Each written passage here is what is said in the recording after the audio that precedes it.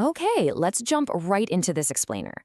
We're looking at the biblical text of 1 Peter chapter 2, and honestly, it completely challenges the very foundation we try to build our lives upon. It revolves around this concept of the living stone and pitches a pretty radical idea that your fundamental identity, not your behavior, is the actual engine driving your life. It really asks us to take a hard, honest look at the blueprints of our daily existence. Think about it like this. Every single one of us is an architect. Every single day, we're stacking our efforts like bricks. We build with our careers, our families, our wealth, our dreams. Some of us build on the shifting sands of money, assuming wealth equals safety, right? Others use the pretty fragile scaffolding of career success or human approval, literally living for the likes and comments of strangers. But here's the catch. While every house looks sturdy on a sunny day, the storms of life, they will always inevitably reveal what we're truly standing on.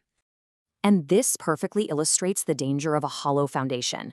Picture this massive, gorgeous mansion that just completely collapses after a severe storm. From the outside, it looked absolutely flawless. Perfect paint, modern windows, manicured lawn, the whole shebang. But when investigators dig into the wreckage, they find a fatal flaw. The foundation was entirely hollow. It was sitting on a void, all surface, zero substance. Meaning, a mansion that looks flawless from the curb is just going to crumble into dust under pressure if it doesn't have a solid core. So how do we actually fix our foundation? Well, we often fall for this massive delusion about our own worth. We mistakenly believe that if we just change our behavior or try a little harder or work tirelessly, we can somehow live our way into an identity. We think our worth is a prize we have to earn, but the gospel completely flips the script. It argues that life starts with your heart, not your hands. You don't live your way into an identity, you live out of one. This really exposes the exhausting, constant pressure of performing for the world. You know the drill. The world constantly screams at us that our worth is exactly equal to our paycheck, or our GPA, or our social status. Basically, that what you do defines who you are. But compared to that incredibly heavy burden, the gospel offers this amazing starting block of freedom. It insists that who you are defines what you do. Your identity isn't some finish line you're sweating to reach. It's the solid block you push off from. I want you to just pause and let the weight of that truth sink in for a second. Ethics don't create the person creates the ethics. Because logically, before we can ever even ask the question of how we should live or what rules we need to follow, we've got to first figure out who we actually are. Conduct is really just the outward symptom of our inner consciousness and mindset. Think about a newborn baby. A newborn doesn't wake up at 3 a.m. screaming because it thinks it needs to earn its place in the family. No, it cries because it is already a member of the family. Its appetite is the absolute proof of its life. In the exact same way, we don't grow spiritually in order to be loved by God. We grow because we are already loved. The appetite for spiritual growth is just the natural result of having a secure identity. So the crucial takeaway here is that Peter points us away from those dead, cold foundations we talked about earlier, like wealth or status, and points us directly toward Jesus, describing him as a living stone. It's a really deliberate paradox. Stones are usually, dead and silent. But this foundation doesn't just hold up a building. It literally breathes life into everything it touches. He's described as the ultimate cornerstone, that single, most absolutely crucial piece of the foundation that perfectly aligns and secures the entire structure. And the imagery gets so vibrant here. We're being built into a spiritual house, but notice we're called living stones, not spiritual bricks. Think about it. Bricks are manufactured. They're made to be exactly the same size, same color, same weight, completely uniform. But stones? Every single stone has a totally unique shape, a different texture, a different origin. Unlike the world, which is always trying to force us into this cookie-cutter mold of identical bricks, the gospel takes our uniquely diverse shapes and fits us all together perfectly. So what keeps all these wildly different stones from just tumbling down? What binds people together in this spiritual house isn't surface-level stuff like skin color or native language or bank accounts. It's the spiritual mortar of the Holy Spirit. It's this divine mortar that takes people from all over the world with completely different backgrounds and anchors them together onto that one secure living foundation.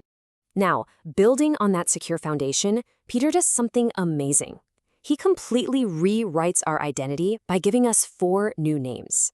And listen, this isn't some stressful to-do list of things you have to accomplish today. It's an identity proclamation. It's basically a brand new identity card designed specifically to solve our deepest human fears of rejection, insignificance, isolation, and worthlessness. Let's take a closer look at these 4 titles. First up, you are called a chosen people. The profound takeaway here is that you are not an accident.